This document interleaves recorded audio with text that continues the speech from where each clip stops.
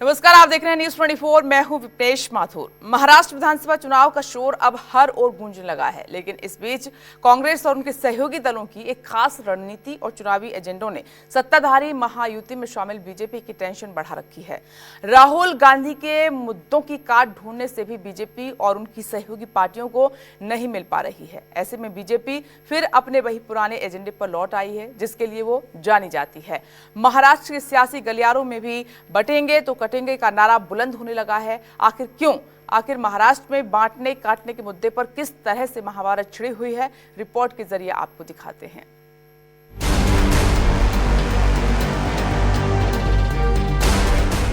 इस देश में पिछड़े वर्ग के लोग कितने हैं? आदिवासी कितने हैं? दलित कितने हैं? पिछड़े कितने हैं?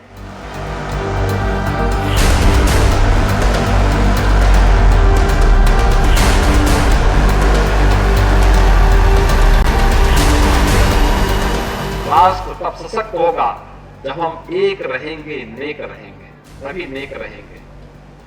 बटेंगे तो कटेंगे।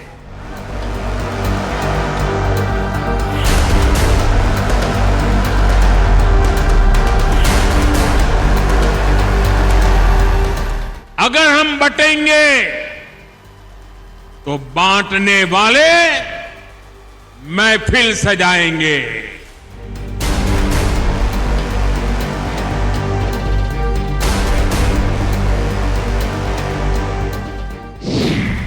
जैसे जैसे बढ़ रहा है चुनावी पारा, हाई हो रहा बांटने काटने का नारा।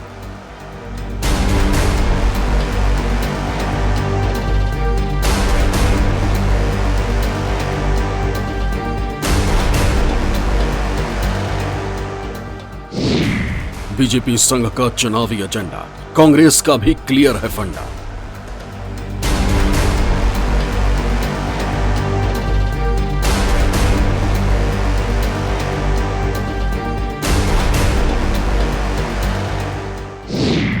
महाराष्ट्र के रण में डिवाइड एंड रूल, एकजुटता के नाम पर सियासत फल।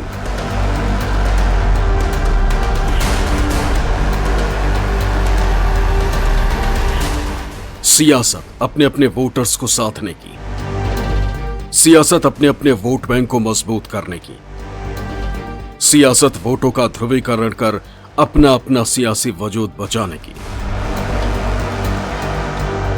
और इस वजूद के केंद्र में है सत्ता, जिसे पाने के लिए हर दल, हर गठबंधन एड़ी चोटी का जोर लगा चुका है।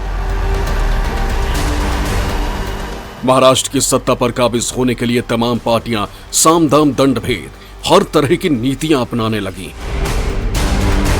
खासकर बीजेपी। महाराष्ट्र में बीजेपी एक बार फिर अपने उसी एजेंडे पर आ गई जिसके लिए वो जानी जाती है। एजेंडा हिंदुत्व का, एजेंडा वोटों के ध्रुवीकरण का। और इस कोर एजेंडे में यूपी के सीएम योगी आदित्यनाथ की भी एंट्री हो गई। योगी आदित्यनाथ ने भले ही इस बार के महाराष्ट्र चुनाव के लिए अब तक कोई रैली ना की हो, कोई जनसभा को संबोधित न किया हो, लेकिन योगी के इस पोस्टर ने अब की बार के महाराष्ट्र चुनाव में बीजेपी का एजेंडा क्लियर कर दिया। बीते दिनों मुंबई के अंधेरी ईस्ट, ईस्टर्न एक्सप्रेस हाईवे और ठाणे जैसे प्रमुख इलाकों में योगी की फोटो के साथ कई पोस्टर लगाए गए थे। इन पोस्टर्स में साफ साफ शब्दों में बटेंगे तो कटेंगे का नारा लिखा हुआ था। हालांकि बाद में मुंबई महानगर पालिका ने इन पोस्टर्स को हटा दिया था। मुंबई के सड़कों पर ये पोस्टर बीजेपी कार्यकर्ता विश्वबंधु राय ने लगवाए थे, लेकिन क्यों? इसकी वजह खुद उन्हीं से जान लीजिए। विपक्ष जैसे बांटने की राजनीति कर रहा है, तुष्टीकरण की राजनीति कर रहा है, उस राजनीति को हमने जवाब देने का किया है। और उत्तर भारत के लोग यहाँ बहुत है जो उनको मानते हैं, इसलिए तो उनका नारा है कि बटेंगे तो कटेंगे। उसका जवाब हमने महाराष्ट्र में भी देने को चालू कर दिया और हरियाणा में तो आपने देखा ही कि कैसे लोगों ने इसका जवाब दिया और एक साथ खड़े रहे भारतीय जनता पार्टी के साथ। वही हम चाह रहे हैं महाराष्ट्र में भी वही पैटर्न सेम लागू हो। दरअसल मुंबई की सड़कों पर योगी आदित्यनाथ की फोटो के साथ इस तरह के पोस्टर लगाए जाने के पीछे उनका वो बयान है जो उन्होंने बीते अगस्त में एक कार्यक्रम के दौरान दिया था। राष्ट्र से बढ़कर के कुछ नहीं हो सकता, कुछ नहीं हो सकता। और राष्ट्र तब सशक्त होगा जब हम एक रहेंगे, नेक रहेंगे, तभी नेक रहेंगे। बटेंगे तो कटेंगे, बटेंगे तो कटेंगे, एक रहेंगे तो नेक रहेंगे, सुरक्षित रहेंगे और समृद्धि की पराकाष्ठा को पहुंचेंगे। हमें विकसित भारत की संकल्पना को साकार करने के लिए कार्य करना है। इसके बाद योगी आदित्यनाथ अपने इन्हीं एजेंडों को अपनाते हुए हरियाणा विधानसभा चुनाव के दौरान बीजेपी प्रत्याशियों के पक्ष में कई रैलियां की थी। माना जा रहा है कि हरियाणा में बीजेपी की जीत के पीछे योगी के इन नारों का भी योगदान रहा है। यही वजह है कि योगी आदित्यनाथ की डिमांड अब महाराष्ट्र में भी होने लगी। बीजेपी के प्रदेश अध्यक्ष चंद्रशेखर बावनकुले की माने तो योगी आदित्यनाथ की 20 से 22 सभाओं की डिमांड बीजेपी प्रत्याशियों की ओर से हो चुकी है। पूरा हफ्ता मांगा है योगी जी का, और योगी जी की अभी तक 20 से 22 सभा की डिमांड हो चुकी है। अभी तक चुनाव चालू होने का है, तो निश्चित रूप से नहीं, योगी जी के बारे में एक देश में उनके बारे में मान है, सम्मान है। योगी जी जब बोलते हैं तो उनके बोलने में राष्ट्रभक्ति होती है।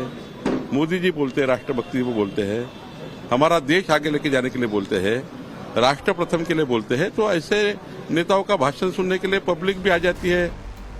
माना जा रहा है कि यूपी के सीएम योगी आदित्यनाथ की डिमांड महायुति के वो प्रत्याशी कर रहे हैं जिनके इलाके में ज्यादातर यूपी और बिहार के लोग रहते हैं और जो हार्डकोर हिंदुत्व की राह पर चलने वाले हैं। हालांकि महाविकास अघाड़ी के नेताओं की माने तो चाहे योगी आ जाएं या फिर कोई और नेता, महायुति की सरकार जानी तय। बाबा जी तो अपने खुद के उत्तर प्रदेश में अपनी पार्टी को नहीं बचा पाए लोकसभा में, अपने खुद के उत्तर प्रदेश में ऐसी सीटें हैं। अयोध्या नहीं बचा पाए, चित्रकूट नहीं बचा पाए। अब देखिए ना, तो बाबा जी महाराष्ट्र में आकर क्या करें? आने दो, भड़काऊ भाषण करेंगे, दंगे भड़काने की कोशिश करेंगे। यहाँ ना कोई बटेगा ना कोई कटेगा।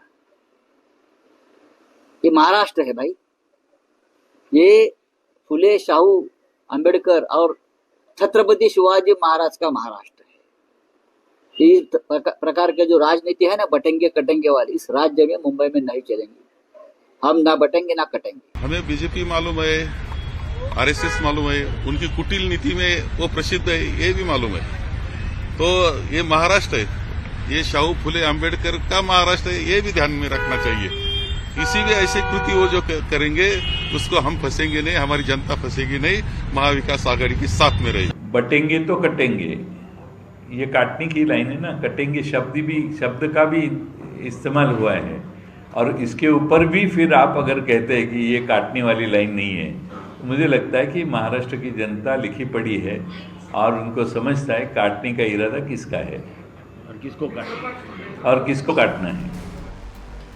अब सवाल उठता है कि आखिर योगी आदित्यनाथ के पुराने बयान को महाराष्ट्र के चुनाव में क्यों प्रमोट किया जा रहा है? इसके क्या सियासी मायने? देखिए, महाराष्ट्र की राजनीति में इस बार जो सबसे बड़ा अगर बात की जाए नारे की, वो हालांकि शुरुआत भले उत्तर प्रदेश में योगी जी ने की थी कि बटेंगे तो कटेंगे। यही हालत इस बार महाराष्ट्र के चुनाव में अगर कहें तो सत्ता पक्ष में बैठी हुई बीजेपी, शिंदे शिवसेना और अजीत पवार की एनसीपी के साथ है, और यही हालत जो है विपक्ष में रही हुई कांग्रेस, उद्धव ठाकरे की शिवसेना और एनसीपी शरद पवार के साथ भी रही है कि अगर उनके बीच में तालमेल गड़बड़ होगी, यानी वो अगर बटेंगे तो कहीं ना कहीं उनके लिए उनकी सीट संख्या की पे उसका असर आने वाला है। दरअसल बीजेपी की ओर से ये सारा ताना बाना कांग्रेस और राहुल गांधी के उस एजेंडे के खिलाफ बुना जा रहा है जिसके जरिए कांग्रेस को बीते लोकसभा चुनाव में सबसे ज्यादा फायदा मिला। राहुल गांधी लोकसभा चुनाव के कई महीनों पहले से ही संविधान की रक्षा और जाति जनगणना के मुद्दे को लगातार उठाते रहे। लोकसभा चुनाव में कांग्रेस और इंडिया गठबंधन को इसका फायदा मिला तो पार्टी के रणनीतिकारों ने इसे अपने कोर एजेंडे में शामिल कर लिया। लोकसभा चुनाव के बाद जम्मू कश्मीर और हरियाणा में विधानसभा के चुनाव हुए। इन चुनावों में भी राहुल गांधी ने पुरजोर तरीके से संविधान और जाति जनगणना कराने की आवाज बुलंद की। इस दौरान 2 बार राहुल गांधी महाराष्ट्र भी गए और यहां भी संविधान और जातीय जनगणना को अपना सबसे बड़ा मुद्दा बनाया। कांग्रेस पार्टी और खुद राहुल गांधी ये बात भली भांति जानते हैं कि महाराष्ट्र के सत्ता पर काबिज होना है तो अपने साथ दलित और पिछड़े वोटरों को जोड़े रखना होगा, क्योंकि महाराष्ट्र की सियासत में ये दोनों वर्ग काफी प्रभाव रखते हैं। हालांकि हरियाणा का नतीजा आने के बाद राहुल गांधी की महाराष्ट्र में कोई भी रैली या कार्यक्रम तो नहीं हुए, लेकिन उससे पहले सांगली और कोल्हापुर दौरे पर आए राहुल गांधी ने अपने इरादे जरूर बता दिए थे। बीते 5 सितंबर को सांगली और 5 अक्टूबर को कोल्हापुर दौरे पर गए राहुल गांधी ने जातीय जनगणना का संकल्प दोहराते हुए 90 बनाम 10 की बात करना नहीं भूले। अलग अलग वर्ग के लोग हैं, ये कितने हैं, इनकी आबादी कितनी है और इनका हक क्या है और कौन सी संस्थाओं में इनके लोग हैं। एक प्रकार से हम स्नैपशॉट लेना चाहते हैं कि हिंदुस्तान में आज क्या हालात है। बीजेपी के लोग एकदम कहते हैं नहीं, मैं आपको बता रहा हूं, पार्लियामेंट में हमने कहा है, पार्लियामेंट के फ्लोर में, लोकसभा में मैंने कहा है, कुछ भी हो जाए जाति जनगणना करवाएगी कांग्रेस पार्टी, करवाएगी, हमारा गठबंधन करवाएगा। आपकी आबादी 50% पिछड़ा वर्ग ओबीसी, और हिंदुस्तान के बजट में अगर हिंदुस्तान 100 रुपए खर्च करता है तो 5 रुपए का डिसीजन ओबीसी अफसर लेते हैं। आबादी 50% और फाइनेंशियल डिसीजन 5%। दलित 15% आबादी, 100 रुपए में से 1 रुपए का निर्णय वो लेते हैं, और आदिवासी 8%, 100 रुपए में से 10 पैसे का निर्णय वो लेते हैं। तो अगर आप 90% का पूरा फाइनेंशियल डिसीजन मेकिंग पावर जोड़ दो तो 100 रुपए में से 6 रुपए 10 पैसे का निर्णय 90% हिंदुस्तान लेता है। जाहिर है कि कांग्रेस और राहुल गांधी की इस स्ट्रेटजी का मुकाबला बीजेपी को किसी न किसी तरह से करना ही है। लिहाजा बटोगे तो कटोगे वाले बीजेपी के नारे को इसी रणनीति का हिस्सा माना जा रहा है। खुद प्रधानमंत्री मोदी भी अपनी रैलियों में इसका जिक्र कर चुके हैं। अपनी घोर असफलताओं के बावजूद कांग्रेस सरकार बनाने का सपना देख रही है। कांग्रेस जानती है कि उसका वोट बैंक तो एक रहेगा, लेकिन बाकी लोग आसानी से बढ़ जाएंगे, टुकड़े हो जाएंगे। इसलिए कांग्रेस और उसके साथियों का एक ही मिशन है, समाज को बांटो, लोगों को बांटो और सत्ता पर कब्जा करो।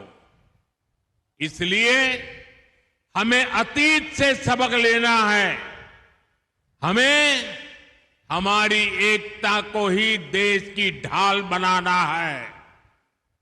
हमें याद रखना है, अगर हम बटेंगे तो बांटने वाले महफिल सजाएंगे।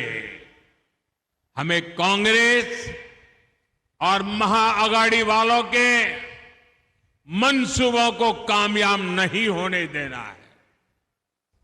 कांग्रेस का फॉर्मूला साफ है कि मुसलमानों को डराते रहो, उनको भय दिखाओ, उनको वोट बैंक के कन्वर्ट करो और वोट बैंक को मजबूत करो। कांग्रेस के एक भी नेता ने आज तक कभी नहीं कहा कि हमारे मुस्लिम भाई बहनों में कितनी जातियां होती हैं। मुस्लिम जातियों की बात आते ही कांग्रेस के नेता पर मुंह पर ताला लगाकर बैठ जाते हैं। लेकिन जब भी हिंदू समाज की बात आती है तो कांग्रेस उनकी चर्चा जाति से ही शुरू करती है। कांग्रेस की नीति है हिंदुओं की एक जाति को दूसरी जाति से लड़ाओ। कांग्रेस जानती है कि जितना हिंदू बटेगा उतना ही उसका फायदा होगा। कांग्रेस किसी भी तरीके से हिंदू समाज में आग लगाए रखना चाहती है। चूंकि बीजेपी जानती है कि महाराष्ट्र जीतना उनके लिए कितना अहमियत रखता है। बीजेपी आला कमान को यह भी पता है कि लोकसभा चुनाव में जिस तरह से कई जातियों का वोट उनसे दूर चला गया, उसे तभी वापस लाया जा सकता है जब उनमें हिंदुत्व की भावना जगेगी, जिससे वे सभी एकजुट होंगे। यही वजह है कि यूपी के सीएम न सिर्फ योगी आदित्यनाथ बल्कि प्रधानमंत्री नरेंद्र मोदी भी हिंदुओं की जातियों की गोलबंदी करने में जुटे हुए हैं। इतना ही नहीं, बीजेपी के लिए चुनावी रणनीति बनाने से लेकर उनके लिए सियासी जमीन तैयार करने तक में अहम भूमिका निभाने वाला आरएसएस भी अब खुलकर इसी एजेंडे पर अपनी बात रखने लगा। स्पिरिट क्या है? हिंदू समाज एकता से, एकात्मता से नहीं रहेगा तो इतिहास कहता है, अब हम तो कहते हैं जब जब हिंदू भाव को भूले आए विपद महान, भाई टूटे धरती कोई, मिटे धर्म संस्थान, ये अमर गीत है। तो मुद्दा क्या है? स्पिरिट यही है, समाज की एकता, एकात्मता। हम जाति, भाषा, प्रांत के अगर पिछड़ा भेद से हम करेंगे तो हम कटेंगे। तो इसलिए एकता आवश्यक है किसी भी राज्य के, राष्ट्रीय एकता। दरअसल माना जाता है कि लोकसभा चुनाव में बीजेपी के कोर वोटर्स ने पार्टी से मुख मोड़ लिया था। नतीजा ये रहा कि पार्टी को अपेक्षित सफलता नहीं मिल सकी। पार्टी को दलितों का वोट तो नहीं ही मिला, साथ ही ओबीसी और सवर्णों ने भी कई जगह एनडीए की तुलना में इंडिया गठबंधन को अपनी पसंद बना लिया। यहां तक कि कई इलाकों में सवर्णों का भी वोट बीजेपी और उनके सहयोगियों को नहीं मिला, जिसका नतीजा ये रहा कि बीजेपी का 400 पार का सपना तो दूर, पार्टी बहुमत का आंकड़ा 2072 तक भी नहीं पहुंच पाई थी, जिसमें यूपी के बाद सबसे बड़ा नुकसान बीजेपी को महाराष्ट्र में ही हुआ था। अब जरा महाराष्ट्र में बीते लोकसभा चुनाव का रिजल्ट भी देख लीजिए। महाराष्ट्र की 48 में से 30 सीट जहां इंडिया गठबंधन के खाते में गई, तो वहीं एनडीए के हिस्से में महज 17 सीटें आईं, जबकि एक सीट पर निर्दलीय कैंडिडेट जीतने में सफल रहे थे। पार्टी वाइज नतीजा देखें तो एनडीए में सबसे ज्यादा 28 सीटों पर चुनाव लड़ने वाले बीजेपी के खाते में महज 9 सीटें आई थी। एकनाथ शिंदे के नेतृत्व वाली शिवसेना 15 सीटों पर चुनाव लड़कर महज 7 सीट जीतने में सफल रही। वहीं अजित पवार की एनसीपी 4 सीटों पर लड़ी थी, जिसमें महज 1 सीट पर जीत मिली, जबकि महादेव जानकर के राष्ट्रीय समाज पक्ष 1 सीट पर लड़ी थी लेकिन जीत नहीं पाई। वहीं इंडिया अलायंस में सबसे ज्यादा 21 सीटों पर चुनाव लड़ने वाली शिवसेना यूबीटी 9 सीट जीतने में कामयाब रही थी। वहीं 17 सीटों पर लड़कर कांग्रेस 13 सीट जीतकर महाराष्ट्र में जबरदस्त तरीके से वापसी की है, जबकि शरद पवार की एनसीपी 10 सीटों पर लड़कर 8 सीट अपने नाम कर पाई। माना जा रहा है कि महाराष्ट्र महाविकास आघाड़ी के बढ़े इन आंकड़ों के पीछे सबसे बड़ी वजह राहुल गांधी और इंडिया गठबंधन के जातीय जनगणना का मुद्दा रहा है। लेकिन इसी महीने हुए हरियाणा विधानसभा चुनाव का रिजल्ट मानो कांग्रेस और इंडिया गठबंधन की नीतियों को फेल कर चुका है। अब ऐसे में सवाल है कि क्या हरियाणा की तरह महाराष्ट्र में भी बीजेपी जातियों की गोलबंदी करने में सक्षम हो पाएगी, ये भी समझिए। बहुत सारे निर्णय जो लिए हैं कैबिनेट डिसीजन में, उनके अलग अलग महामंडलों के लिए उनके फंड बढ़ाए गए, उनके लिए अलग अलग सुविधाओं की बात की गई है। तो ये एक प्रिपरेशन से सत्ता में बैठी हुई पार्टी की यही हालत है विपक्ष में। वो भी कैंडिडेटों पे नज़र काम कर रहे हैं, अलग अलग समाज के लोगों के लिए सभाएं की जा रही हैं और सभी अपने माइक्रो मैनेजमेंट की बात करें तो अलग अलग जातियों पे दोनों तरफ तैयारियां चल रही हैं। तो ये भले राहुल गांधी की बात कर रहे हों कि वो जातिगत जनगणना सरकारी तरीके से की जाए, भले उस पर पैसा खर्च होगा, लेकिन सत्ता में और विपक्ष में बैठी हुई पार्टियां ऑलरेडी महाराष्ट्र के इस चुनावी माहौल में वो ग्राउंड पे काम कर रही हैं, क्योंकि जब जनगणना होगी तब होगी या नहीं होगी, ये एक बहुत बड़ा सवाल होगा। लेकिन इस पे काम अभी दोनों तरफ कर रही हैं। बहरहाल महाराष्ट्र की सियासत अब अपनी पीक पकड़ चुकी। आने वाले दिनों में ऐसे कई पोस्टर देखने को मिलेंगे, कई बयान सुनने को मिल सकते हैं। चूंकि सवाल वोट का है, अपने अपने वोट बैंक को साधने का है, लिहाजा देखना दिलचस्प होगा कि अब की बार के चुनाव में कौन सी जाति किस पार्टी को अपना कितना समर्थन देती है और किस गठबंधन को जिताकर सत्ता पर काबिज कराती है। Bureau report, news 24। निष्पक्ष